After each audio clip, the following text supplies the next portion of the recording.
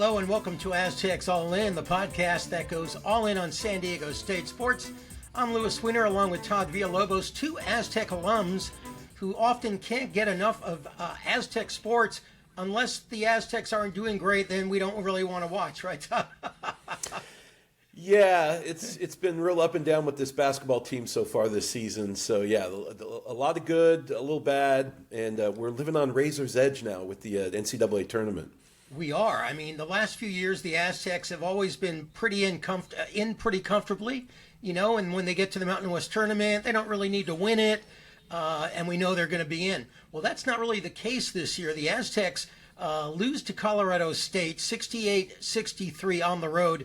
And Todd, I didn't get to watch much of the game, but it was a story of missed free throws and not being able to score for long periods of time. And that's something that we seem to see pretty regularly with this team. I mean, one bucket in the last 11 minutes of a ball game. I mean, it's hard to fathom that could actually happen. Yeah, I feel like we could grab five guys off the street and get one basket in 11 minutes. It's almost unfathomable, but, you know, we've seen that's been kind of a staple of the program, even through the good years. They always seem to find some way to go through these droughts and make things difficult. But the difference between this team and those teams is they had the ability to overcome those kinds of droughts and overcome a lot of mistakes because they played great defense, which they still do. They do. But they were able to rebound and they were able to hit their free throws, clutch free throws. That's just not this team this year. They have trouble rebounding. They've been disastrous free throw shooting, especially at the end of games. Even guys that normally have been really good seem to clench up the sphincters at the end of the game on the free throw line, and it just adds up to inconsistency. And this is a tough conference, playing on the road. So when you put those things together and you have an off night, it's real easy to lose to pretty much anybody. Yeah, the big guys, Farrell Compton, Miles Heide, terrible free throw shooters. I think Farrell Compton, he's missed 10 in a row. Yeah. 10 in a row. Yeah, that's crazy. Jared Coleman-Jones is pretty good, but he was a 70% one last year, and he's 61% this year. Wayne McKinney was 73% last year. He's 61% this year. I mean, what is it about putting on an Aztec uniform and not able to make a free throw? It's just very frustrating. It's kind of Matt Bradley, remember a couple of years ago, you know, he's a good free throw shooter and got to the line there when it counted, and just couldn't make one, you know, and it's frustrating for the fans who know that, you know, when you lose a game by 5 and Colorado State makes 7 more free throws than the Aztecs do, then that's the difference in the game. They each made 22 baskets. So, you know, it finally did cost them a game. Yeah, and a couple of those, I think 4 of them were the front ends of one-on-ones. So you're really costing yourself 2 free throws there, even though they don't show up in the stats. So it's actually worse than what's on the numbers. And, you know, it's just inconsistent play, especially from the guards. When you have Bird and Boyd playing, you know, disappearing for halves at a time, disappearing for games, it's tough because that's supposed to be your veteran leadership on what otherwise is a young team. And when your veterans are playing so inconsistently, even though they both can be brilliant for long stretches, when they go through their down periods, you know, it ends up become the worst time. And like I said, it's a tough conference to play. So you misstep and you're going to find yourself with the loss. Yeah, thank God for Magoon Gwath, who was 2 straight weeks named the Mountain West Conference Freshman of the Week. He had 15 points against Colorado State. He's been in double figures the 2 previous games, and he's become very consistent, although he did miss the front end of a one-on-one also. But Heide and Boyd, you did mention them. I'm sorry, Bird and Boyd, Miles Bird and Nick Boyd, they're very inconsistent. And, you know, again, Bird I think he had 1 3-pointer the other day. And Nick Boyd had a few. B.J. Davis he was great early in the season, 18, 17 points. He did hit 3 threes the other day, but his field goal percentage is, you know, hovering around 40%. Bird is under 40%. And these are guys that you expect to be consistent scorers, and that's just not happening recently. And that's why these games that the Aztecs are pulling out, but they're barely winning against mediocre to lousy teams. Yeah, and the hallmark of the Fisher, well, especially the Dutcher era, in my opinion, has been teams getting better as the season went along. And I have the utmost respect for Dutcher and that coaching staff. I think he might be, if not the best coach in America, certainly one of the top 5 or 10 coaches in America. I'll argue that all day long. And if you watch this team year after year, they always seem to get better as the season goes along. And this is not happening with this team, and I don't know why. We're not at practice, we're not in the meetings, but it just seems to be happening. Now you still have a month to go before the conference tournament. There's still time to turn the ship around, and if you got to have faith in Dutcher and his staff, because they've done it year after year. So I'm not giving up hope yet, but the sun is setting here on this season, and they better get their act together pretty quick. Yeah, Dutcher's February record, I don't know it offhand, but it's been great. And Mark Ziegler wrote about that the other day in the UT. I expected them, I sort of thought they beat Colorado State. They beat them pretty handily when they were here. And I just expected with the week off, they had a bye the middle of last week, that would give them a pretty good shot to win. But, when you go to elevation, again, this team just does not perform well in elevation. And for whatever reason, they couldn't get it done this time. Well, they better come up with something, because you're playing at elevation in this conference on the road, and they've been able to handle it in years past. And it is disappointing, especially with Nick Boyd. You're talking about a veteran player, a guy that's been in a Final Four, for goodness sakes, and you would have thought that the leadership would have taken over. And again, the season is not. Story of the season has not been written. For us as Aztec fans, we know that this kind of the season hinges on whether or not you have success in March. And if they do, we're not going to remember any of this. And if they don't, we'll just kind of lump it all together and say, it just wasn't our year, and hope you can keep the team together. Because I really do feel like this is one of the more talented teams that this Aztec group has seen in the last few years. They still maybe just need a little bit more development. But I think most of these guys coming back next year, if we can keep them, like Magoon, I'm sure the bigger programs are going to be swarming for some of these guys. But if you can keep this group together, I think the future's bright. Maybe it's just too young of a team. Maybe that's just the answer. It could very well be. You're very, you hit that nail right on the head. It's a young team. And Dutcher said earlier in the season, with a young team, you want to learn and improve while winning. And for the most part, they've done that. They beat Houston. They beat Creighton. Earlier in the year, they looked a lot, you might say they looked a lot better earlier in the year than they do now.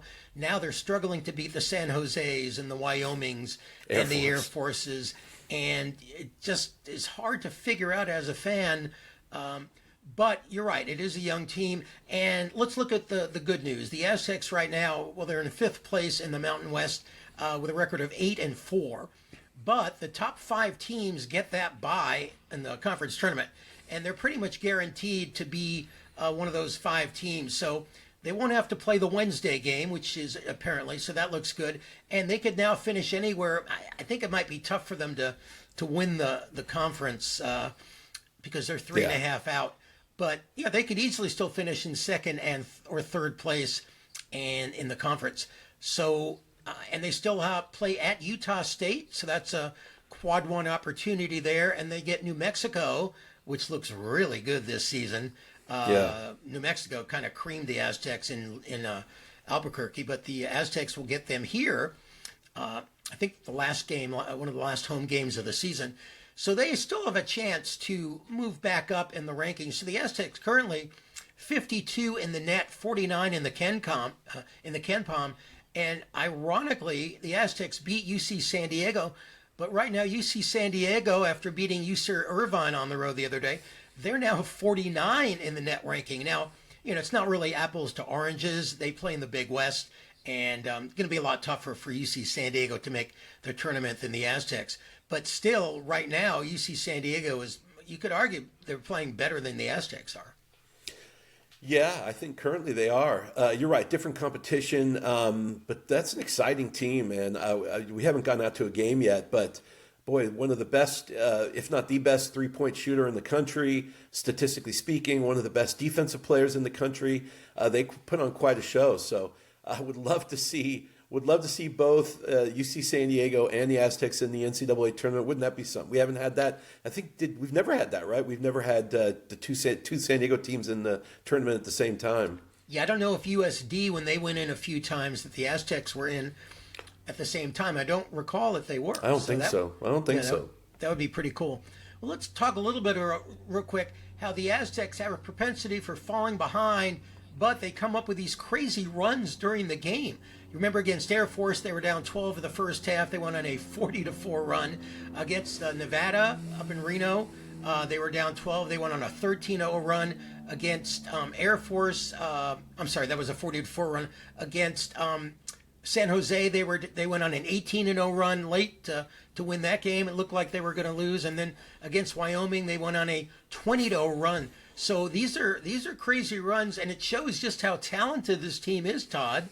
But you don't want to get in those situations every game where you need this huge run to get back in the ball game.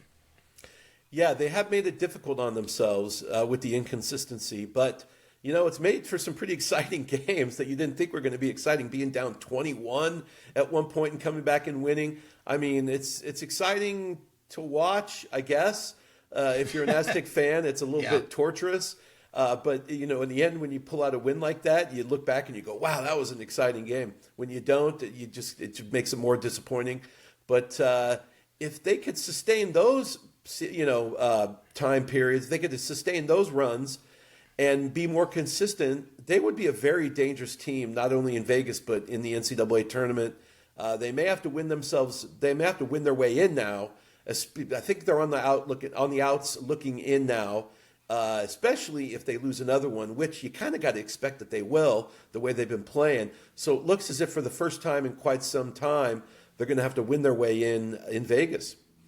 Yeah, well, hopefully they don't fall behind big again and have to have one of those huge comebacks. But Coach Brian Dutcher talked about watching his team miraculously come back with these big runs in the games, and here's what he had to say about that.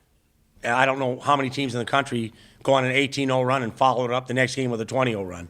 Not many. Probably the only time it's happened this year for any team in the country to go on those kind of runs in a game in the second half. I'd imagine that we're the only team in the country that's done that this year, that can go on those type of runs. Not just when you're ahead by 14 and then you make it whatever. When you're behind, you go on those runs. And that's incredible from this team. Well, like I said before, this is one of my favorite coaching staffs in America, and I think if they can pinpoint whatever the secret sauce is that's happening during those runs and bottle it up and figure out how to extend that and make it from minute 1 to minute 40, you have a pretty good team. So I'm gonna put my faith and trust in Dutch and the staff that they can figure out how to keep that light switch on for the team for the entire game, and we're going to have a dangerous team moving forward. That's the fan inside me what wants to see. Real quick, I do want to talk about Miles Heide, who you've been kind of down on this year, but against Wyoming, the Aztecs were 20 to nothing up when he was in the game. So he is a really good offensive rebounder, and when he's going, the Aztecs have a better chance of winning than not. So I hope to see him improving. Again, he's just in his second year, so he's bound to get better, and I look forward to seeing his improvement. What do you think of Heide? Yeah, I desperately need that rebounding, and he's such a big, wide body in under the basket, and even as a freshman, just played so much more like a veteran, and just physically was able to match up with guys, juniors and seniors, that I had real high hopes for him this year, maybe making a big leap. And I think he has definitely improved during the course of the season. And that's really good news for the Aztecs if he can continue to improve, because the rebounding, even though this is not a small team by any stretch of the imagination, you got, JCJ and Pharaoh Compton and Miles Heide and Magoon Gwath. And these guys, these are big guys. We just can't seem to rebound. In this last game against Colorado State, the Aztecs, I think it cut the lead to 3 late in the game, under a minute to go, and Colorado State misses the shot, and one guy in the middle of 3 big Aztecs, one Colorado State guy was able to pull down the rebound, the most important rebound of the game. the Aztecs would have had the ball with a chance to tie the game. Instead, they have to foul. Colorado State goes to the free throw line and basically ices the game. But one guy in the middle of 3 Aztec big bodies, that just shouldn't happen. And we need Miles Heide to continue to get better and add some of that rebounding prowess, because that really is going to kill you if they still can't rebound and are getting out-rebounded like that coming down the last month of the season. Yeah, that's absolutely true. Hopefully Heide can continue to improve as the season goes on. Real quick, just briefly want to mention the women. They lost at home to Wyoming on Saturday, 64-51. So they are now 17-8 on the season, 6-6 in the Mountain West, 4th place. And they travel to UNLV to play the first place Rebels. And the Aztecs beat the Rebels, handed them their only loss of the season here at Viejas.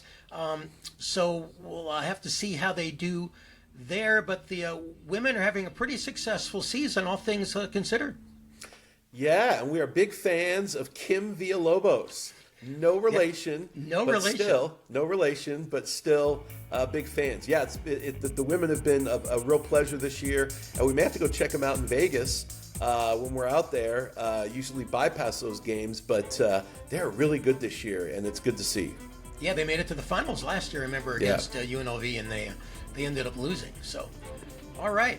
Well, that will do it. If you enjoy this video version of the podcast, please follow or subscribe on Spotify or wherever you listen to your favorite podcast to Aztecs All In. We have an audio version with Steve Perez that hopefully you will be able to check out. For now, though, for Todd Villalobos, I'm Louis Weiner for Aztecs All In. Until next time, take care.